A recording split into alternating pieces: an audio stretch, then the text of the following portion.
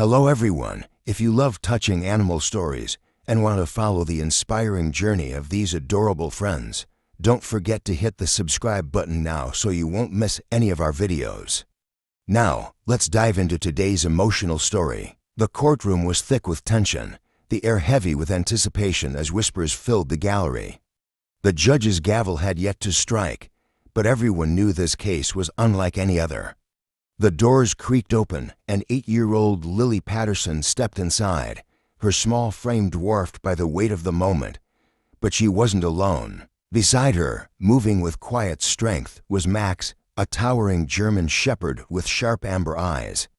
His presence commanded respect, his every step exuding both power and unwavering loyalty. The leash in Lily's trembling hands was not just a tether, it was a lifeline. Beside her, moving with quiet strength, was Max, a towering German shepherd with sharp amber eyes. His presence commanded respect, his every step exuding both power and unwavering loyalty.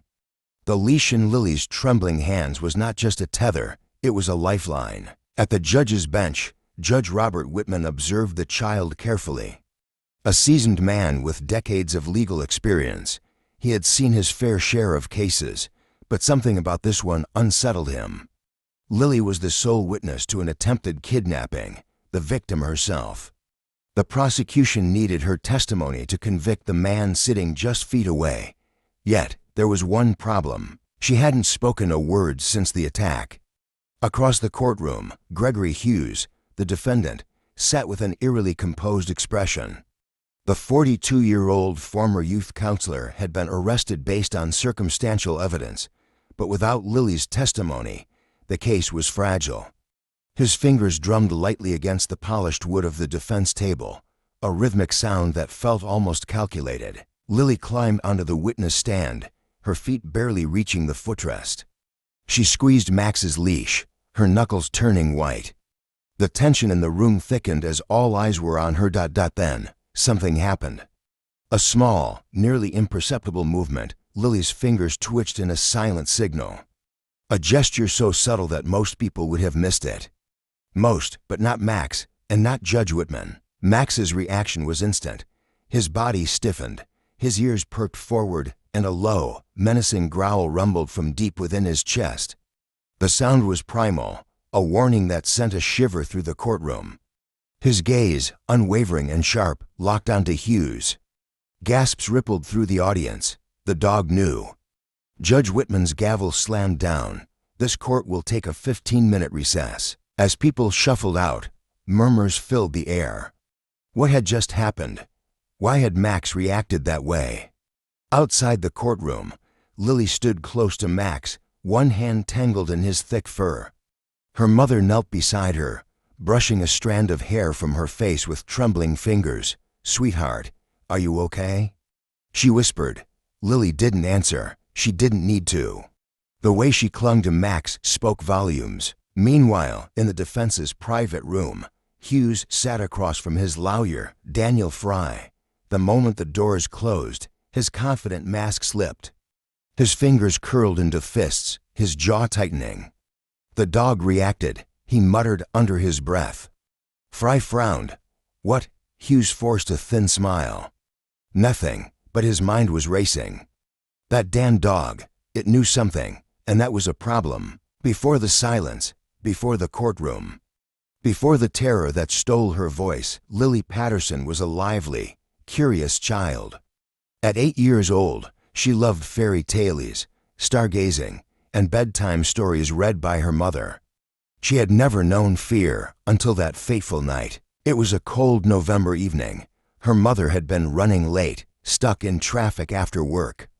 Lily, waiting outside their small suburban home, played with her chalk drawings on the driveway. The streetlights had flickered on, casting long shadows as the evening deepened. A car pulled up, a silver sedan she didn't recognize. The man inside smiled warmly. "Hey there, sweetheart. I'm a friend of your mom's. She asked me to pick you up." Lily hesitated. Something felt off. "She's stuck at work," the man continued. "But I have puppies in my car. You like puppies, don't you?" A flicker of excitement crossed her face, but then a growl, low, dangerous. Max had appeared from behind the house, his powerful frame tense, his amber eyes locked onto the stranger. He knew. The man's face twisted. He knew the dog was trouble. He moved fast, lunging toward Lily, his grip cold and tight around her wrist. Max reacted instantly. A snarl ripped through the night as the German shepherd leaped forward, his teeth flashing. The man barely dodged, releasing Lily and scrambling backward. Max chased him as he dove into his car, tires screeching as he sped off into the night. Lily fell to the ground, her breath coming in sharp gasps, eyes wide with fear. Max circled back immediately, nudging her gently, his warm breath on her face grounding her. She clutched his fur, trembling but safe. The sound of running footsteps filled the air. Lily's mother, having just pulled into the driveway, dashed toward her daughter, panic in her voice. "Lily, what happened?" But Lily couldn't answer. Her voice, once full of laughter and questions, was gone. The police arrived within minutes. Officers swarmed the street, their radios crackling with urgency.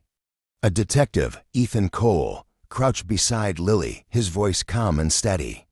"Hey, kiddo, can you tell me what happened?" Lily only shook her head, tightening her grip on Max's fur. Ethan exchanged a look with Lily's mother. "It's okay, we'll figure it out." "Do you remember anything about the car? The man?" Still, Lily said nothing. But Max turned toward the road, his ears flicking. Then, slowly, he growled again, his gaze locked on the direction the sedan had fled. "He knows," Ethan murmured, watching the dog closely. That's not just any reaction. He recognized him. Lily's mother wiped a tear from her cheek, pulling her daughter close. Will she ever talk again? Ethan hesitated. Sometimes, trauma like this takes time. But if there's one thing I know, he glanced at Max, who stood tall, unwavering, a guardian in the night. She's got the best protector anyone could ask for. Little did they know, that same protector would soon reveal the truth in a way no one expected. The courtroom was packed when the recess ended. Judge Whitman returned to his seat, his sharp gaze scanning the room, lingering for a moment on Max, whose unwavering focus remained locked on Gregory Hughes. The air felt charged with an unspoken tension, the kind that settles before a storm. The prosecution's lead attorney, Melissa Grant, stood and cleared her throat. "Your Honor, I would like to proceed with my questioning of the witness." Judge Whitman nodded. "Proceed." Lily sat stiffly in the witness chair, her small hands gripping Max's leash like a lifeline. She had refused to speak for weeks, but today something was different. Something about Max's reaction earlier had shifted something inside her. Melissa approached carefully, her voice gentle. "Lily, I know this is hard, but I need to ask you something very important. Can you tell me if the man who tried to take you that night is in this courtroom?" Lily didn't look up right away. Her fingers curled tighter around the leash, her knuckles pale. She didn't want to see him, but Max shifted beside her, pressing his warm body into her leg. It was the smallest reassurance, but it was enough. Slowly, hesitantly, Lily lifted her gaze across the room. Her wide blue eyes locked onto Gregory Hughes. He was staring back at her, his expression unreadable, but his fingers were no longer drumming on the table. They were curled into fists. For a long moment, the room was silent. Then Lily lifted a trembling hand and pointed directly at him. The murmur in the courtroom was immediate. The tension cracked like thunder. Hughes stiffened, his jaw clenched. His attorney, Daniel Fry, stood abruptly. "Objection. Your Honor, the child has suffered severe trauma. Her memory is unreliable, and she has been exposed to images of my client before this trial. This is not an objective identification." Judge Whitman lifted a hand, silencing the room.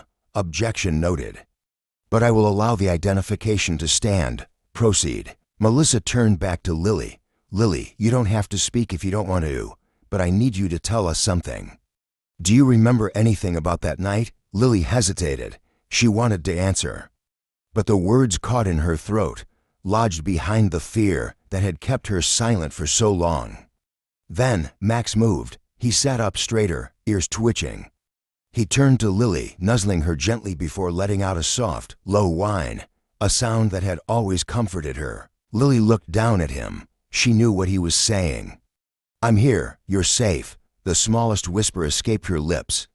Max knew. Melissa froze. "What did you say, sweetheart?" Lily swallowed hard. The words were coming. Max knew he was bad, that night. He growled before he even saw him. He knew. Gasps rippled through the courtroom. Even Judge Whitman's usually impassive expression shifted slightly. Melissa nodded, her voice steady but kind. "And how did Max react just now when you saw the man again?" Lily took a deep breath. She lifted her hand and made the signal, the same silent signal she had given earlier. Max's body tensed immediately. His fur bristled, his ears pinned back, and a low, dangerous growl rumbled from his chest. But this time, the reaction was even stronger. Max didn't just growl. He stood up. His entire body shifted. His muscles coiled, his eyes locked on Hughes like a predator spotting its prey. Hughes flinched. Judge Whitman sat forward. "Mr. Fry, I need to ask, has your client ever encountered this dog before?"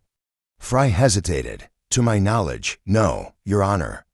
But Hughes wasn't answering. His hands had tightened on the table. His breath was uneven, and Max knew it. Melissa turned toward the judge. "Your Honor, I request a brief recess to verify something. I believe Max recognizes the defendant not just from the attack on Lily, but from before that night." Judge Whitman eyed the scene before him, then nodded. Recess granted. Outside the courtroom, chaos erupted. Journalists whispered among themselves. The defense attorney was already in hushed, frantic conversation with Hughes. But the most important conversation was happening in a quiet hallway between Melissa, Detective Ethan Cole, and Lily's mother, Sarah Patterson. He recognized Hughes, Melissa said, glancing down at Max, who was still tense, still watchful. Not just from that night. He knew him before. Ethan exhaled, running a hand over his face. "That means Hughes has been around before. Possibly stalking Lily." Sarah's face paled. "Oh my God." Lily was standing close to Max, her fingers still buried in his fur. Her voice, though soft, was steady now. "He was at the park," she whispered. Melissa's head snapped toward her. "Lily, what did you say?" Lily's breath came shakily. "I remember now. I saw him before, at the park. He was watching me." Sarah gasped, covering her mouth. Ethan's mind was already racing. "If we can prove that Hughes was watching Lily before the attack, we can establish premeditation. That takes this from an attempted kidnapping to something much worse." Melissa nodded. "We need to find any surveillance footage from that park. If we can place Hughes there before the attack, his whole defense will collapse." Ethan was already on his phone, barking orders to his team. They needed footage, witnesses, anything. And back in the courtroom, Hughes sat completely still, his smirk gone, his hands trembling. Because for the first time since the trial began, he realized he was losing. And it was all because of a dog who never forgot a face. The courtroom had never been this quiet. The tension was thick, suffocating, as everyone waited for what would happen next. Lily Patterson had pointed directly at Gregory Hughes, and her dog, Max, had made it clear. He knew the man. Judge Whitman adjusted his glasses and turned his piercing gaze toward the defendant. "Mr. Hughes," he said, his voice carrying through the silence, "the reaction of this therapy dog is noteworthy. You look uneasy. Is there something you'd like to say?" Hughes remained silent, but his hands, those steady, confident hands that had drummed against the table earlier, were now clenched into fists. Melissa Grant, the prosecutor, took a step forward, her voice sharp. "Your Honor, I request permission to present new evidence that we believe will further tie Mr. Hughes to the attempted abduction." Judge Whitman nodded. "Proceed." Detective Ethan Cole entered the courtroom, a USB drive in hand. "Your Honor, we obtained security footage from a local park, recorded 1 week before the attack on Lily." He inserted the drive into a laptop, and the courtroom lights dimmed as the screen flickered to life. The grainy black and white footage showed a playground, children laughing, parents chatting, and then there he was. Gregory Hughes stood near the benches, his hands tucked into his coat pockets, watching something or someone. Then the camera angle shifted. Lily, she was playing in the sandbox, oblivious to the predator studying her from a distance. The timestamp confirmed it. Hughes had been watching Lily before the night of the attack. Gasps rippled through the courtroom. Hughes' attorney, Daniel Fry, jumped to his feet. This doesn't prove intent. He could have simply been at the park. Detective Cole gave him a hard look. Maybe, but what about this? He clicked on the next clip. Hughes wasn't alone. Another man, wearing a dark hoodie, approached him. The footage had no audio, but their body language was clear. They were discussing something serious, and then Hughes turned and pointed directly at Lily. Sarah Patterson, Lily's mother, gasped, gripping her daughter's hand. Melissa's voice was sharp. "Mr. Hughes, care to explain why you were watching Lily at the park? And why you were seen speaking to a man who remains unidentified?" For the first time since the trial began, Hughes looked rattled. But before he could respond, Max let out a deep, guttural growl. The German shepherd, who had been quiet and composed, suddenly stood up, his body tense, his fur bristling. His amber eyes locked onto Hughes, unwavering, his muscles coiling like he was ready to strike.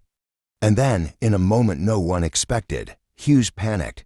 "Get that dog away from me." He snapped, his voice breaking as he shoved his chair back. The entire courtroom froze. Melissa's eyes narrowed. "Why are you afraid, Mr. Hughes?" Hughes opened his mouth, but no words came out. Then Lily spoke. Soft, steady, but loud enough for the entire courtroom to hear. "Max remembers you." It was the first time she had spoken in weeks. Hughes' face went pale, his hands trembled. Melissa seized the moment. "Your Honor, I request that the defendant's house be searched. If we find anything linking him to previous abduction attempts." Judge Whitman nodded. "Granted." Hughes shot up. "No, you can't." The doors burst open. An officer rushed inside, his face tense. "Your Honor, we just searched Hughes' apartment. We found a box full of photographs, pictures of children. One of them," the officer turned to Sarah, "one of them was of Lily." The room exploded into chaos. Sarah let out a choked sob, pulling Lily into her arms. Melissa turned back to the judge. "Your Honor, we request immediate remand. This man is a danger to children." Judge Whitman's gavel slammed down. "Bail is revoked. Mr. Hughes is to be taken into immediate custody." Before Hughes could react, officers were already surrounding him. His face twisted into fury, but there was no escape. As they dragged him away, Max finally relaxed. The tension left his body, and he settled beside Lily, pressing his head into her lap. The trial was over. Justice had been served. Lily sat on the courthouse steps, Max beside her, his tail wagging softly. Melissa knelt in front of her. "You were so brave today, Lily." Lily looked at Max and smiled. "I wasn't brave alone." Sarah wrapped an arm around her daughter, pressing a kiss to her forehead. "You were amazing, sweetheart." Detective Cole chuckled. "And Max? He might be the real hero here." Melissa grinned. "I think someone deserves a steak dinner." Max's ears perked up at that. Lily giggled, the first true, carefree laugh in a long time. The shadows of fear that had loomed over her had finally lifted. And all because of a dog who never forgot a face.